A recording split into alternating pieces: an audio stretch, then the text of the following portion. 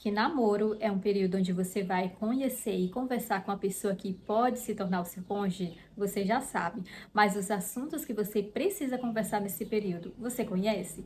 É sobre isso que a gente vai falar no vídeo de hoje. Olá, mulheres! Eu me chamo Aline Bernardo e seja muito bem-vinda ao meu canal.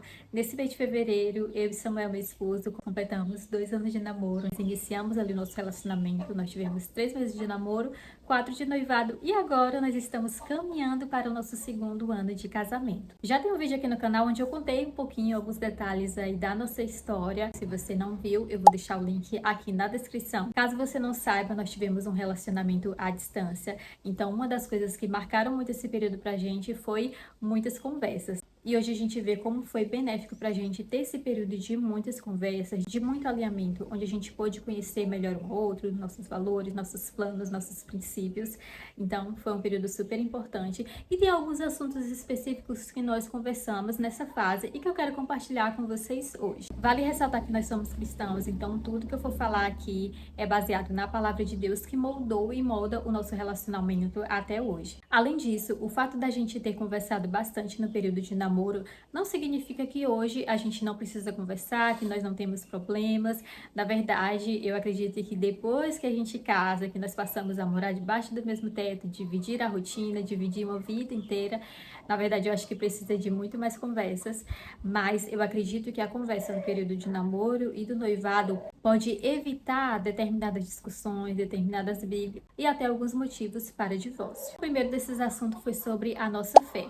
E talvez seja um pouco óbvio falar sobre isso, já que se pensa, eu era da igreja, ele também era, então por que conversar sobre fé? Mas para nós foi de suma importância saber no que o outro acreditava, quais eram as bases teológicas que nós defendíamos, até porque isso regeria a nossa casa, regeria o nosso casamento, aonde nós iríamos congregar e também a educação que nós iremos aplicar para os nossos filhos. Inclusive, esse foi o assunto que me fez ali querer conversar com o Samuel, que me fez ter interesse em conhecer mais ele, foi o assunto da nossa primeira ligação. Então, nós passamos horas conversando ali, mostrando que nós acreditávamos como pessoas que estavam se conhecendo, mesmo como possíveis amigos. E isso me fez criar bastante interesse por ele, porque eu vi ali que ele era um possível forte candidato, já que nós pensávamos muito parecido. O segundo assunto foi sobre planos para o futuro. Tem pessoas que desejam faculdade, tem pessoas que desejam viajar, conhecer o mundo, tem pessoas que desejam a obra missionária, pessoas que são mais caseiras, que pensam em construir casa, tem pessoas que pensam em empreender. Então são diversos planos e cada um de nós, jovens, né, temos esses planos. Então eu e o Samuel, quando nós estávamos ali nos conhecendo, a gente foi mostrando o que nós queríamos, o que nós pensávamos, né, para nossas vidas. A gente viu que nós pensávamos muito parecidos e por isso até que nós casamos, né, e decidimos caminhar na mesma direção. Então, não menosprezem conversar quais são os seus planos, não tenha vergonha. Eu sei que tem muitas meninas que ficam com aquele receio, quando que eu posso falar que eu quero casar na igreja? Quando que eu posso falar que eu quero ter filhos? Quando que eu posso falar? E para mim nunca foi problema falar, nunca foi problema também para o Samuel. Na verdade, a gente falou isso desde o início e foi muito melhor do que a gente estar ali conversando um longo tempo e depois descobrir que a gente não queria a mesma coisa. Então, quando você já conversa do início, você já sabe ali se a pessoa é um possível candidato ou não. Não significa que vai ser tudo 100% igual. Tem coisas que eu não queria, tem coisas que o Samuel queria. E ali, quando a gente vai querendo ter um relacionamento com a pessoa, querendo investir naquilo, a gente vai ali se alinhando. Então, até hoje, no nosso casamento, tem hora que eu tenho que ceder, tem hora que o Samuel tem que ceder, tudo andando em comum acordo. Então, quando a gente conversa sobre esses assuntos que às vezes são até difíceis, já no período do início, a gente fica tendo ali aquela troca, aquela parceria e até uma oportunidade de ver se vocês dois estarão ali unidos. Puxando o gancho desse assunto, o terceiro assunto que nós conversamos foi sobre filhos. Como cristãos, nós entendemos que filhos, eles são herança do Senhor, eles são a dádiva, eles são um presente de Deus e são consequência de um casamento.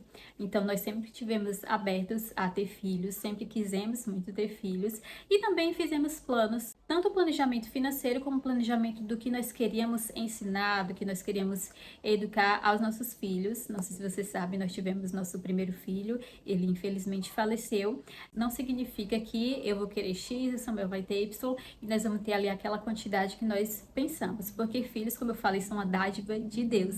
Então, quando você se abre a ter filhos, você está debaixo da soberania de Deus. Pode ser que o Senhor queira nos dar mais, como pode ser que Ele não queira nos dar nenhum.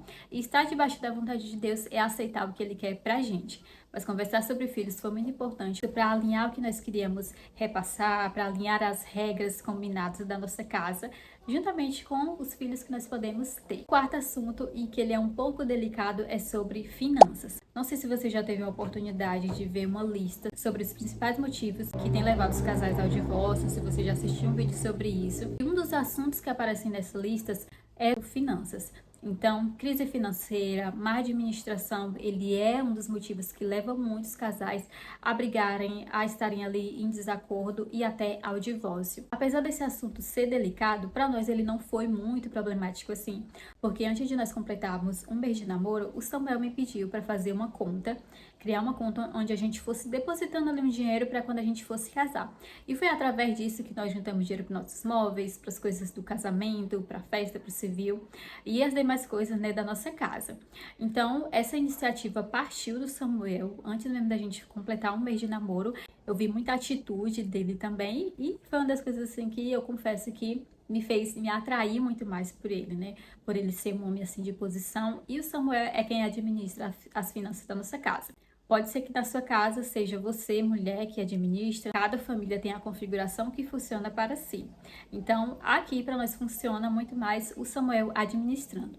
Como ele já morava aqui antes da gente casar, ele já tinha o costume de pagar despesas da casa, ele já entendia muito melhor. Apesar de eu ter a minha vida assim independente, ter ali minhas continhas a pagar, eu não entendia muito bem sobre as despesas de uma casa. E o Samuel já entendia. Então, quando nós casamos, ele continuou fazendo ali o papel dele, responsável por administrar as nossas finanças, e eu até prefiro que seja assim, porque ele faz isso melhor do que eu. E falando sobre administrar, o quinto assunto que eu quero conversar com vocês é sobre divisão de papéis. E mais uma vez, puxando para o nosso lado de mulher, esse é um assunto que, sem dúvidas, você precisa conversar ali no período que você estiver conhecendo um rapaz. Porque tem homens que pensam que tem coisas que é só para mulher, que tem coisas que eles não podem fazer. E isso é um assunto, assim, delicado, ao mesmo tempo que sério. Por quê?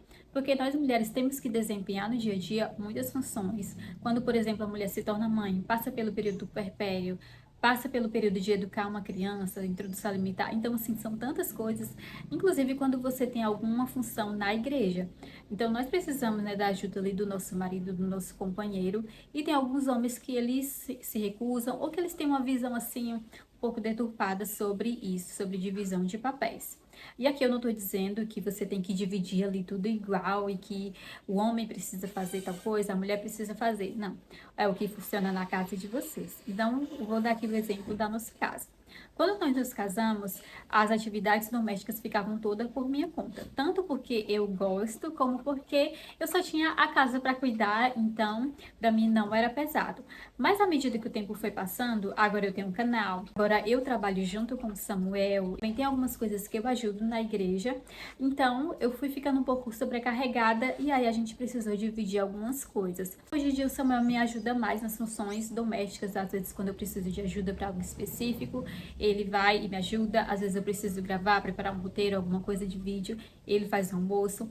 Mas antes de nós nos casarmos, eu sempre vi que ele era um homem solícito a ajudar, que ele não teria problema. Então, como eu falei, se você é mulher, preste muita atenção como o homem, o possível rapaz que você pode se casar, como é que ele pensa a respeito disso. Infelizmente, às vezes esses assuntos eles são ignorados e a pessoa casa e no casamento que ela vai descobrir algumas coisas. Isso eu não tô falando só dos homens, mas também tem mulheres, né? Por exemplo, tem pessoas que casam e aí no casamento vão descobrir que o outro não queria ter filhos, que o outro não queria os mesmos planos. Então, como é muito importante você dedicar tempo no namoro e no noivado para conhecer a pessoa que você está se relacionando. O sexto e último assunto que eu quero conversar aqui com vocês é sobre família. Quando nós fomos nos conhecendo, nós fomos também compartilhando como era a configuração da nossa família. Então, Samuel, ele já morava sozinho, ele era uma pessoa assim, que não participava muito das coisas em família. Já eu, por outro lado, sempre gostei de estar nos confraternização, a gente fazia aniversário,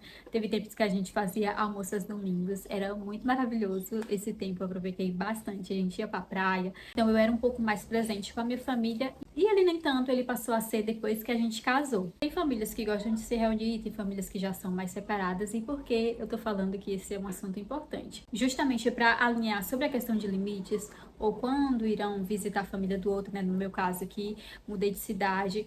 Então, essas coisas é importante se alinhar. Falando mais sobre a questão de limites, nunca aconteceu dos meus pais ou dos pais de Samuel se meterem em algo da nossa casa ou do nosso casamento, até porque foi um limite que nós colocamos antes mesmo de nós nos casarmos. Nós sempre deixamos claro que a partir do momento que nós casássemos, eu seria a família de Samuel e o Samuel seria a minha família. O que não significa que você não vai compartilhar alguma coisa, que você não vai estar ali com os seus outros familiares, não é isso. Tem coisas que são do casal, tem coisas que nós precisamos decidir e tem até situações que nós precisamos passar também para que a gente aprenda, para que a gente evolua como casal, como família. Então, nós colocamos alguns limites e uma outra regra que nós colocamos a respeito desse assunto família é que quando acontecer ali algum problema, alguma coisa, na família um do outro, a gente não se meter. Falando de um modo assim mais prático, se acontecer algo na família do Samuel, eu que sou de fora, digamos assim, não irei me meter, né? Deixarei que ele resolva. Da mesma forma, se for da minha família, ele já não irá se meter, ele já não irá resolver. E se um de nós tivermos algo a resolver, alguma coisa que seja assim, mais chatinha, um probleminha que a gente precisa resolver com a família do outro, a gente vai deixar que o outro seja o porta-voz. Então, por exemplo, se o Samuel tivesse algum probleminha, alguma coisa para resolver com a minha família, eu seria o porta-voz, já que eu tenho laço de sangue, já que eu tenho mais intimidade, já sei lidar melhor com aquelas pessoas, já que eu passei boa parte da minha vida convivendo com elas. Então, essas foram algumas regras que nós colocamos já de início e até hoje nós nunca tivemos nenhum problema, nem com nossos pais, nem com tios, avós, nada assim, nem com irmãos também, muito pelo contrário. Reconheço que esse assunto é até um pouco delicado, tem casais que passam por algumas situações porque não conseguem ali impor limite e o outro passou a ser a sua principal família. Falar sobre isso não é no sentido de que você vai afastar pessoas, de que você vai viver ali numa bolha, muito pelo contrário. Se aquelas pessoas elas te amam, se aquelas pessoas elas querem ver o teu bem, ela vai desejar as melhores coisas para sua família, ela vai te dar bons conselhos e ela vai reconhecer os limites. Pela minha experiência nesse 1 ano de casado, eu vejo que a gente ter conversado sobre esses assuntos nos poupou de desentendimentos, nos poupou de algumas brigas, porque a gente se alinhou ali antes mesmo de nos casarmos. Não significa que depois que você casar, você nunca mais vai precisar se alinhar, nunca mais vai precisar conversar. Na verdade, vai sim, mas tem alguns assuntos que é muito importante você saber antes mesmo de você casar. Esse foi o vídeo de hoje, eu espero muito que tenha te ajudado de alguma forma, se você ainda vai namorar, ainda vai noivar, ainda vai casar. Então, eu espero que ele possa ter te ajudado. Se você conhece alguém que está nessa fase ou que ainda vai entrar, compartilha com ela. Espero te ver no próximo vídeo. Deus te abençoe.